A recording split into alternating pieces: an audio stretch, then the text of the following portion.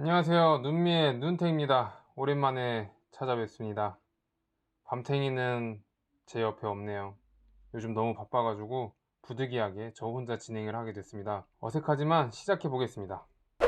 오늘 준비한 화가는 짧지만 강렬했던 화가 이중섭입니다.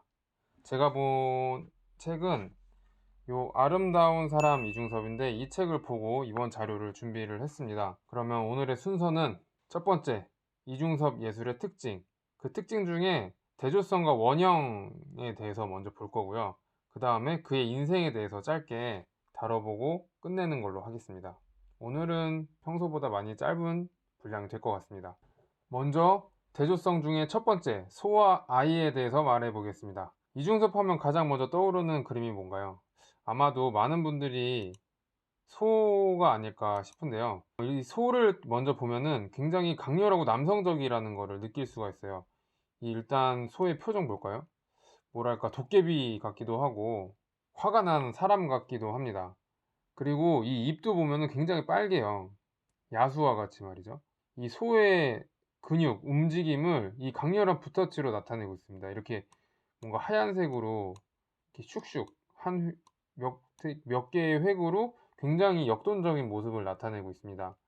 그리고 이중섭 그림 하면은 또 떠오르는 게 이 군동화를 볼 수가 있거든요. 이 군동화라는 거는 뭐 무리군 그리고 아이동 해가지고 아이들이 무리로 나오는 그림들을 말합니다.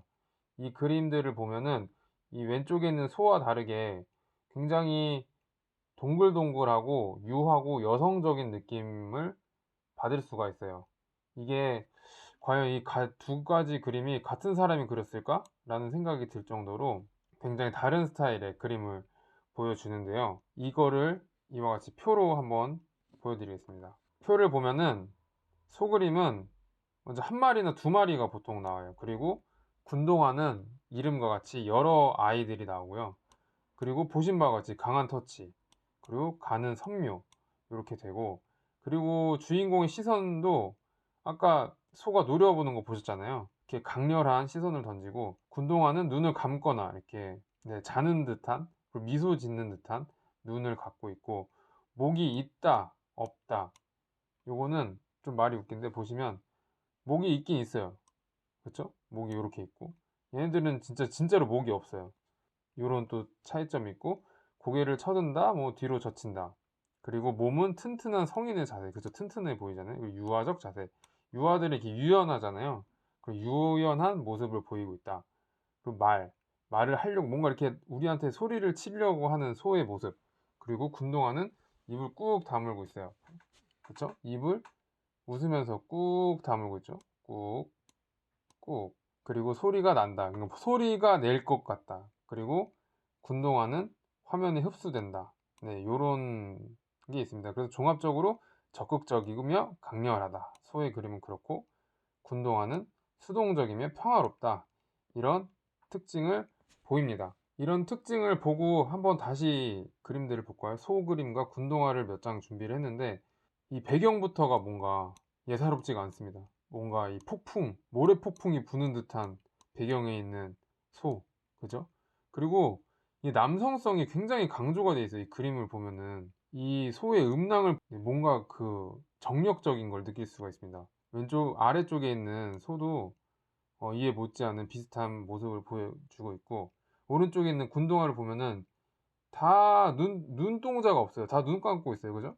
눈 뜨고 있는 거 발견하시면은 저 알려주세요. 좀 못 본 것 같아요. 그리고 이 자세들도 요가, 약간 아크로바틱한 자세들, 그쵸? 굉장히 유연한 모습을 보여줍니다. 이 아래쪽에 있는 것도 마찬가지고요. 요런 소와 군동화를 그렸다라는 걸 알 수가 있고요. 그리고 이중섭 작가의 굉장한 큰 특징은 이 두 가지의 상반되는 소재를 동시에 그렸다는 거예요. 그러니까 예를 들어서 뭐 25살부터 30살까지는 소 그리고, 그 30살부터 35살까지는 군동화 그리고, 이게 아니고 어떤 시점을 기준으로 소 그림을 이렇게 시작을 했다.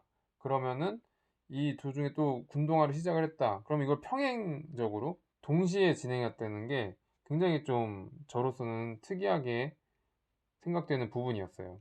그 다음 대조성은 이 엽서 그림과 닭 그림입니다. 이거는 개인사와 좀 관련이 있는데, 이중섭 작가님이 마사코라는 일본 여자랑 결혼을 하셨어요. 그래서 그 여자분과의 관계에 있어가지고 관계의 변화에 따라 이 두 가지 스타일의 그림이 나오는데, 먼저 왼쪽은 이제 연애할 때 롱디를 하셨거든요. 이제 사모님은 일본에 계시고 이중섭은 한국에 있었어요. 그러면서 엽서를 주고받았는데 그게 엽서에 그린 그림이에요. 그래서 아직 연애하는 느낌이 나요. 보시면은 이 숫사슴이 암사슴한테 손을 내밀고 있습니다. 뭔가 주는 것 같죠? 그러면서 고개는 이렇게 뒤로 돌리고 있어요. 새침하게. 부끄러운가 봐요. 그쵸? 뭐 요런 거라든지, 이 암사슴은 그 모습을 사랑스럽게 쳐다보고 있습니다. 뭔가 이렇게 주고 싶었나 봐요. 사모님한테. 네, 이런 연애였을 때 그림이 있고, 오른쪽에 있는 이 닭 그림은 제목부터가 부부예요. 결혼했을 때 그린 그림인데, 두 닭이 굉장히 저렇게 원형을 나타내고 있거든요.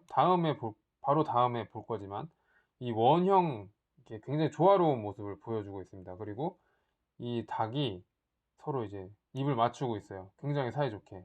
그리고 이 그림도 굉장히 균형이 잡혀져 있잖아요. 가운데 원에서 이렇게 약간 대각선 구도의 꼬리, 이런 걸 보면은 원만한 좋은 부부관계를 나타냈던 그림이었구나 라는 생각을 할 수가 있겠습니다. 다음 특징으로는 이제 원성애자라고 붙여봤는데, 원을 굉장히 좋아하셨대요. 책을 보니까 원을 엄청 좋아하셨대요. 그래서 원형인 그림들이 굉장히 많습니다. 군동화에서 특히 그래요. 이 왼쪽에 있는 그림도 애들이 이 끈을 중심으로 이렇게 원형을 그리고 있어요. 그쵸? 그리고 오른쪽에는 가족인 것 같아요. 두 아들이 있었는데, 이렇게 두 아들과 자기의 모습을 이렇게 원으로 나타낸 것 같은 그림입니다. 이중섭이 굉장히 이 가족들과 떨어져 살았었거든요. 이 6.25 이후에. 그러면서 이 가족들과의 만남이라든지 관계라든지 이런 걸 굉장히 바랬었는데, 그런 데서 이런 원의 모습이 나오지 않았나라는 생각을 했습니다. 그리고 원에 대한 에피소드가 또 있었는데, 술을 친구랑 마시다가 갑자기 이런 얘기를 했대요. 안주 접시도 둥글고 술잔에 둥글고 보니 야 이거다 하더니 뛰쳐나가셨대요. 뭐 여러가지 다른 상황이 있었겠지만 그 원인 걸 보고서 그런 반응을 보이셨다라는 에피소드가 있을 정도로 원을 굉장히 꽂히셨다, 원에 꽂히신 작가였다라는 걸 알 수가 있습니다. 그리고 이중섭을 그림을 보면은 여기 이렇게 사인 이런 것들이 있는데 여러 버전이 있습니다. 중섭, 그쵸? 중섭이 있고, 그리고 둥섭이 있어요. 디귿. 이거는 이제 평안도 출신이시거든요. 그래서 사투리로 이둥섭이었나봐요. 그래서 둥섭이라는 게 있고, 또 보다 보면은 여기는 이제 대향이라고 써 있어요. 대향. 대향은 뭐냐면은 이중섭의 호였습니다. 남덕이라고 돼 있는 곳도 있어요. 남덕. 이 남덕이 있는데, 남덕은 이 아까 말씀드린 마사코의 한국 이름이 남덕이었습니다. 그래서 요런 여러 가지 이름이 있지만 전부 다 이중섭의 그림이다 라고 보시면 될 것 같아요. 요런 또 깨알 같은 팁이 그림 볼 때 재밌잖아요. 누가 이중섭 미술관 갔는데 둥섭 대향 막 이렇게 써 있어.